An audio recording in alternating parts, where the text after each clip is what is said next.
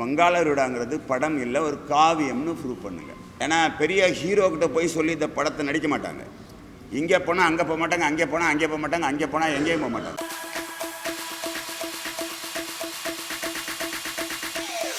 இன்றைக்கி வங்காள விரிகுடா மாதாபிதா ஃபிலிம் ஃபேக்ட்ரி வங்காள விரிகுடா இன்றைக்கி தமிழ்நாடு ஃபுல்லாக ரிலீஸ் ஆகி நல்ல வரவேற்பில் இருக்குது. எல்லாருடைய ஒரு ஆசீர்வாதம் மட்டும்தான் இப்போ என்ன ஒரு வெற்றியாளனாக உங்களுக்கு முன்னாடி உட்கார வச்சுருக்கு. அதுக்கு முதல்ல நன்றி சொல்லிக்கிறேன். தேங்க்யூ. இப்போ இந்த வங்காள விரிகுடா படத்தை பொறுத்த வரைக்கும் கலைஞர், ஜெயலலிதா அம்மா, எம்ஜிஆர், அண்ணா, அப்துல் கலாம் இந்த 5 பேருடைய சமாதி இருக்கிற இடம் வங்காள விரிகுடா. அதுதான் எங்களுக்கு கோவில். எனக்கு பிடிச்ச தெய்வங்களை பற்றி நான் இந்த படத்தில் சொல்லணுங்கிறதுக்காக ஒரு கான்செப்ட் உருவாக்கி அந்த கான்செப்டை நீங்கள்லாம் பார்க்கறதுக்கு இதை ரொம்ப சிறப்பாக அமைச்சு கொடுத்து அதை முழுசாக படத்தை பார்த்து எல்லோரும் வாழ்த்துனதை நினச்சி நான் உண்மையிலே சந்தோஷப்படுறேன். ஒரு ஹிட்டு படம் கொடுக்கறதுக்கு எப்படியும் ஒரு ஏகப்பட்ட பேர் இருந்தால் மட்டும்தான் ஒரு நல்ல சினிமா கொடுக்க முடியும் அப்படிங்கிறது ஒரு பக்கம் இருந்தாலும், ஒரு ஒன்மேன் ஷோவாக ஒரு சினிமா நல்ல சினிமா கொடுக்க முடியும். ஒரு 21 கிராஃப்ட் ஒன்மேன் ஷோவாக பண்ணி மக்களை ரசிக்க வைக்க முடியும். அதுக்கு நம்ம தலைவர்களை பற்றியும் நல்ல சிறப்பாக சொல்ல முடியும்னா அதுக்கு ஒரு உதாரணம் தான் இந்த வங்காள விரிகுடா. இந்த படத்தை ஒரு வெற்றி படமாக அமைக்க கொடுத்ததுக்கு நான் எப்பவும் நன்றி கடனோடு இருப்பேன். அடுத்து படம் பண்ணுறேன், அதுக்கான வேலைகள் போயிட்டுருக்கு. நீங்கள் இதை மக்கள்கிட்ட கொண்டு போய் நல்லபடியாக சேருங்க. ஒரு படம் எடுக்கிறதுக்கு எவ்வளவு கஷ்டங்கிறது எல்லாருக்கும் தெரியும். ஆனால் இந்த படம் நான் கஷ்டப்பட்டு எடுக்கலை, ஒன்மேன் ஷோவாக தான் செஞ்சுருக்கிறேன். அது கஷ்டப்பட்டு எடுக்கலை, இது என்னோடய இன்ட்ரெஸ்ட்டு. இது நல்லா கொண்டுட்டு வரணும்னு ஒரு ஆசை. அதையெல்லாம் விட இந்த 5 பேர் கலைஞர், ஜெயலலிதாம்மா, எம்ஜிஆர், அண்ணா, அப்துல் கலாம் இவங்க 5 பேருடைய ஆசீர்வாதம் இல்லைன்னா இந்த படத்தை தொட முடியாதுங்க. அதுதான் உண்மை. சொல்லப்போனால் எனக்கு இந்த 5 பேர் பற்றி நான் படம் எடுக்கணும்னு நினச்சதுலேருந்து இன்றைக்கு வரைக்கும் உண்மையாக சொல்கிறேன், அவங்களுக்கு நான் திதி கொடுத்துட்ருக்கேன். இன்றைக்கி இந்த படம் பார்த்துட்டு ப்ரெஷ் ஷோவிலேருந்து எனக்கு இப்படி ஒரு வரவேற்பு நீங்கள் எல்லாம் கொடுத்ததை நினச்சி ரொம்ப பெருமையாக இருக்குது.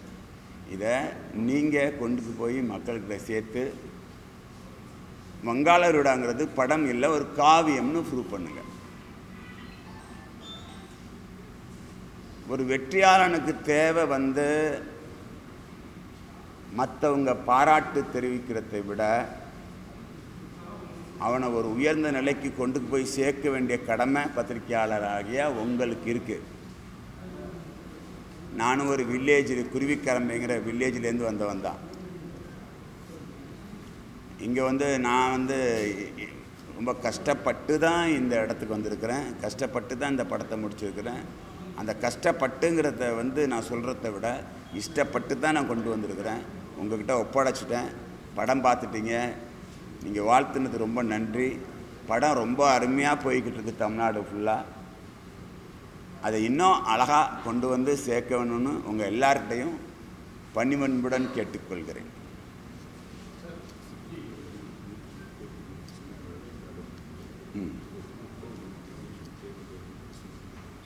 ஓகே.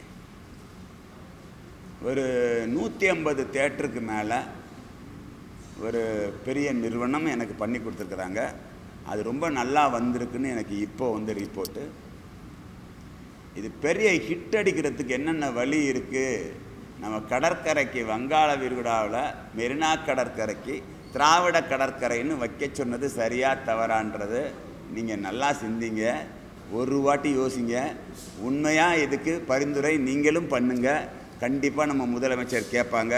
இருக்கிறவர் இப்போது பாரம்பரியத்து வாரிசு, இந்த பாரம்பரியத்துடைய வாரிசுக்கிட்ட நம்ம கேட்குற விதம், எல்லாரும் ஒன்று சேர்ந்து இவங்க 4 பேர் 100 வருஷமாக, எனக்கு தெரிஞ்சு ஒரு 75-80 வருஷமாக நம்ம கடற்கரையை திராவிட கடற்கரையாக மாற்றுறதுக்கு இந்த 4 பேரும் ரொம்ப அவ்வளோது மக்களுக்கு அவ்வளோது செஞ்சு அங்கே நமக்கு தெய்வமாக காட்சியளிக்கிறாங்க.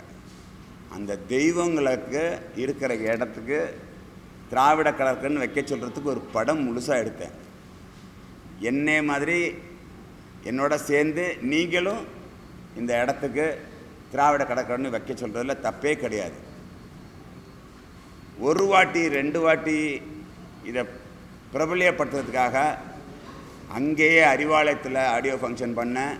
இதோ நிகில் தான் எனக்கு எல்லாம் செஞ்சு கொடுத்தாங்க. இந்த படத்தை 150 ஸ்க்ரீனு பப்ளிசிட்டி பண்ணி, அழகாக ஒரு கிராண்டியர் பப்ளிசிட்டி பண்ணி, பிரம்மாண்டமான ஒரு திரைப்படமாக உருவாக்கி வெளியிட்டு, அது நல்ல படமாக அமைச்சு கொடுத்த, இதை வெற்றி காவியம் அமைச்சு கொடுத்த, ரொம்ப நல்லா இருக்குன்னு சொன்னதுனால எனக்கு ரொம்ப சந்தோஷம். எல்லார் முன்னிலையிலும் நான் கேட்குறது என்னென்னா, நம்ம கடற்கரைக்கு திராவிட கடற்கரை வையுங்க. ஏன்னா இவங்க 4 பேருமே திராவிடத்தை சொல்லி தான் 100 வருஷம் நமக்கு வாழ்ந்துருக்குறாங்க. அதை மட்டும்தான் நான் பிடிச்சிருக்கேனே தவிர வேறு எதை பற்றியும் நான் சொல்லலை. இது கருத்து கிடையாது, என்னுடைய விருப்பம். இந்த விருப்பத்துக்காக ஒரு படம் எடுத்துருக்கிறேன். நீங்கள் எல்லோரும் போய் படம் பாருங்கள், கண்டிப்பாக உங்களுக்கு பிடிக்கும். இந்த இடத்துல நான் அடுத்து ஒரு படம் பண்ணுறேன், அதையும் சொல்ல விரும்பப்படுறேன். அந்த படத்துக்கு பேர் அடுத்த முதலமைச்சர். ஆடியோ ஃபங்க்ஷன், ஆடியோ போய்கிட்டு இருக்கு வேலை. பாசத்திற்குரிய ஆளும் கட்சி, அடுத்த முதலமைச்சர் டைட்டில். இது எனக்கு போய்கிட்டு இருக்கு. நீங்கள் எல்லாரும் தயவு செஞ்சு சினிமாவை சினிமா தியேட்டரில் போய் பாருங்கள். மற்றபடி நீங்கள் படம் பார்த்துட்டு இந்த படத்தை படமாக பார்க்காம இந்த 5 பேருக்காக உருவாக்குன காவியத்தை பார்த்துட்டு நீங்கள் என்னையே தொடர்பு கொள்ளுங்க. ரொம்ப நன்றி, ரொம்ப நன்றி.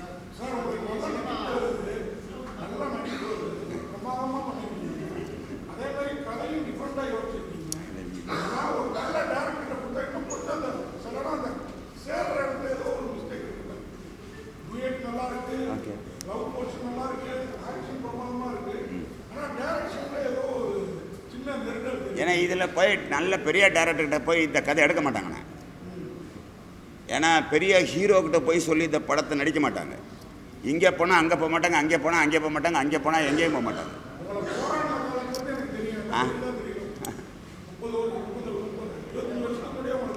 ஆமாம், ஐ லவ் யூ அண்ணா.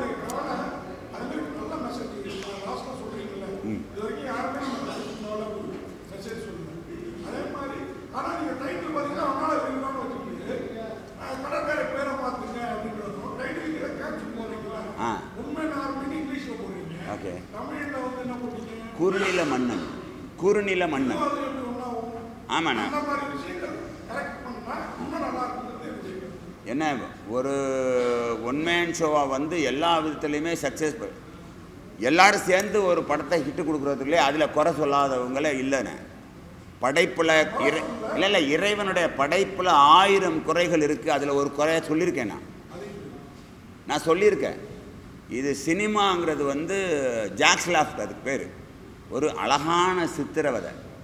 அதை நீங்கள் எந்த மாதிரி அனுபவிக்கிறீங்கன்னு, எப்படி சொல்கிறீங்கன்னா, உங்களை நீங்கள் ஆசைப்படுங்க, அந்த ஆசையை வெளியில் கொண்டாந்து காட்டுங்க, அதை மற்றவங்க ரசிக்கிறது மாதிரி காட்டுங்க. நான் இதில் சாதி கொடுமையோ மனுஷ கொடுமையோ நான் எடுக்கலை, பாசத்தை மட்டும்தான் காட்டியிருக்கிறேன். ஒரு மனுஷன் எப்படியெல்லாம் இருந்தால் 3 நிலைக்கு சொன்னேன். கிழக்கே உதிக்கும் சூரியனை கடவுளாக நினைப்பதுண்டு, உச்சியில் இருக்கிற சூரியனை பல பேர் வெயில்னு திட்டுவதுண்டு, மறையும் பொழுது சூரியனை மனசார ரசிப்பதுண்டு. சூரியனுக்கே அந்த நிலைமை, மனுஷனுக்கடா நிலைமைன்னு இருக்கேன். எவ்வளோது பெரிய உண்மைகள், எவ்வளவு பெரிய நேர்மைகள், எவ்வளவு பெரிய சத்தியங்கள் இருந்தாலும் ஒரு மனுஷனை குறை சொல்லாத மனிதர்கள் கிடையாது. சொல்லுங்கண்ணா.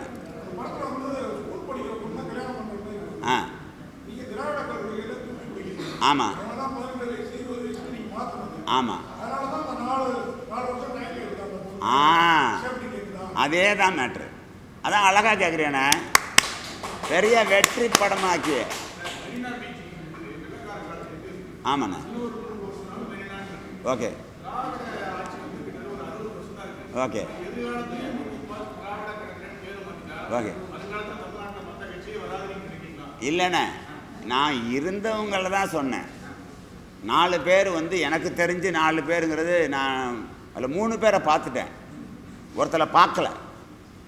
அந்த 4 பேர்கிட்டேருந்து வந்தது தான் எல்லா கட்சியுமே. அதில் சொல்லியிருப்பேன், நாடு நாடு தமிழ்நாடு, தமிழ்நாட்டில் அன்பை மட்டும் விதைச்சி போடுங்க. இதுக்கு அடுத்த படம் பண்ணுறதுல ஒரு கான்செப்ட் வச்சேன்.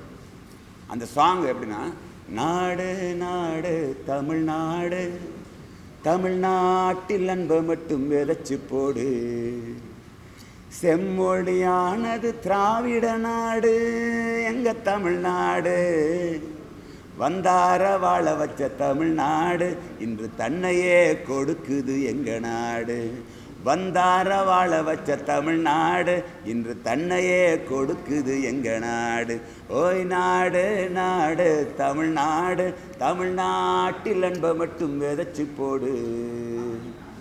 அதில் இங்கு யாருக்கும் யாரும் அடிமை இல்லை, அடிமையா யாரும் பொறப்பதில்லை, பொறப்புக்கும் நமக்கும் தொடர்பு இல்லை, பிறந்தாயிரப்புண்டு மறுப்பதில்லை, பிறந்தாயிரப்புண்டு மறுப்பதில்லை, கண்ணுக்கு எட்டுன தூரமெல்லாம்,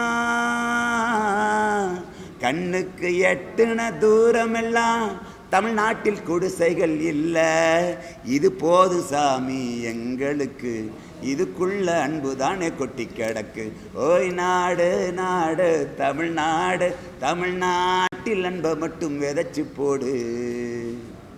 நீ ஓகே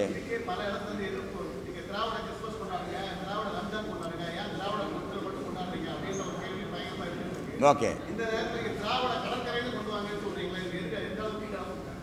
ஒரு அருமையான விஷயண்ணா. என்ன, இப்போ எங்கள் அம்மா எங்கள் அப்பா அப்படின்ற ஒரு கான்செப்ட் இருக்குல்லண்ணே. எங்கள் அம்மா அப்பா பற்றி இன்னொருத்தவங்க தப்பாக பேசும்போது நமக்கு கோபம் வந்துடும். அதே மாதிரி நமக்கு உண்மையிலே அம்மா அப்பா அவங்கெல்லாம் சமுதாயத்துக்கும் சரி, நல்ல சிந்தனைக்கும் சரி, சிறப்பாக விதைச்சதுலேயும் சரி, அழகாக அறுவடை செஞ்சதுலேயும் சரி, மிகச்சிறந்த 4 பேர். அண்ணா, கலைஞர், எம்ஜிஆர் ஐயா, இந்த 4 பேரும், ஜெயலலிதா அம்மா சேர்த்து, இந்த 4 பேரும் இருக்கிற இடம், அதுக்கு வச்ச இடம் நமக்கு மெரினா கடற்கரை. இப்போ இந்த 4 பேர் இருக்கிறதுனால நாங்கள் விரும்பி கேட்குறோம். கண்டிப்பாக கண்டிப்பாக.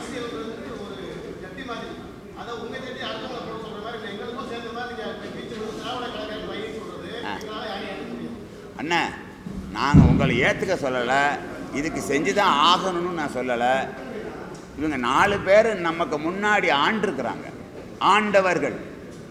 இந்த 4 பேர் ஆண்டவர்கள். நம்ம விதண்டாவதம் பேசுகிறதுல எவ்வளவு நாளும் பேசலாம். இப்போ தெய்வம்னு கல்லை கடத்து கொண்டாந்து வச்சு போனால் அதை தெய்வம்னு நம்ம கும்பிடுறோம். அதில் எங்களுக்கு ஏதாவது மாற்றம் இருக்கானே? சரி, உங்கள் அம்மா அப்பா தான் தெய்வம்னு சொல்கிறாங்கல்ல, அதில் ஏதாவது மாற்றம் இருக்கானே? நமக்கு முன்னாடி இந்த 4 பேர் ஆண்டிருக்கிறாங்க, அவங்களத்தான் நம்ம சொல்கிறோம், தெய்வமாக நினைக்கிறோம். நான் மட்டும் இல்லை, என்ன மாதிரி நிறையா தமிழர்கள், திராவிடர்கள், இதில் லாங்குவேஜ் கிடையாது, அவங்க கொண்டு விதைச்சது.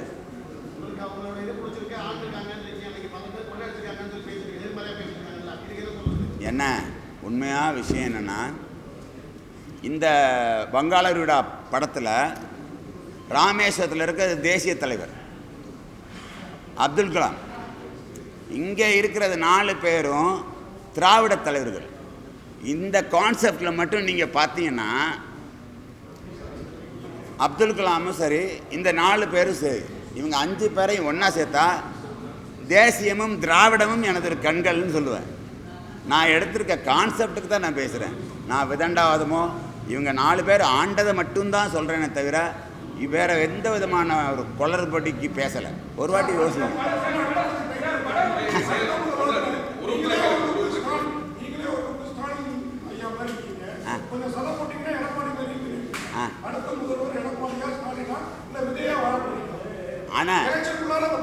ஐ லவ் யூ அண்ணா, லவ் யூ அண்ணா. அண்ணா இப்போ படம் ஓடிக்கிட்டு இருக்கு.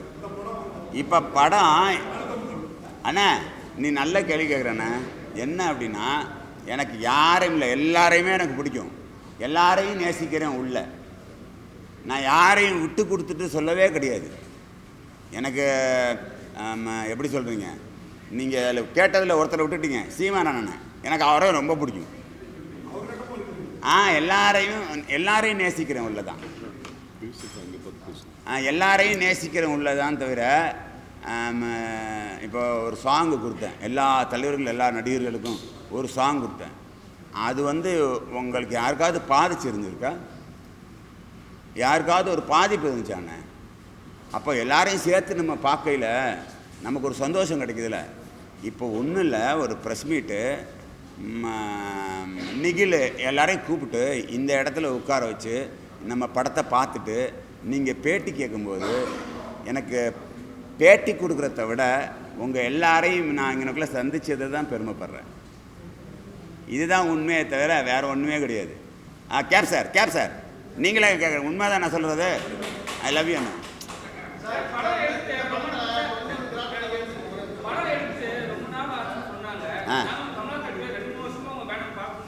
ஓகே,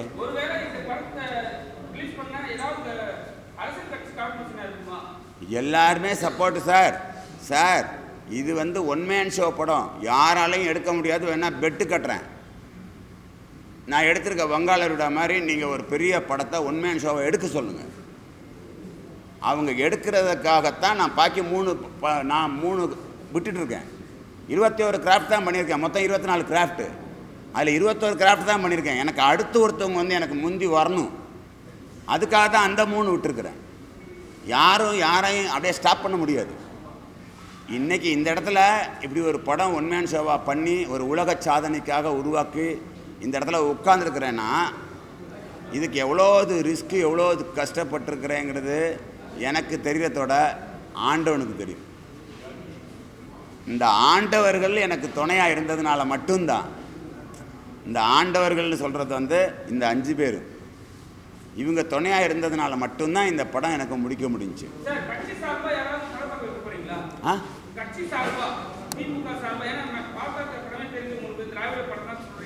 திராவிட படம்லாம் இல்லை தலைவா, கோரிக்கை தான் வச்சுருக்கோம். நீங்கள் ஒன்று முதல்ல கட்சிங்கிற ஒரு விஷயத்தில், கொடிங்கிற ஒரு விஷயத்தை கொண்டுட்டு வரையில் அண்ணாங்கிறத ஃபஸ்ட்டு விதைச்சது அவர் தான். அவர்கிட்ட அடுத்து நிறையா பிரிவுகள் வந்துச்சே தவிர, ஆனால் விதைச்சது அன்னைக்கு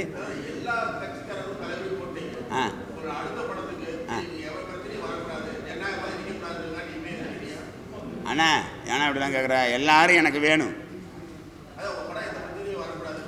அப்படிலாம் இல்லை. படங்கிறத விட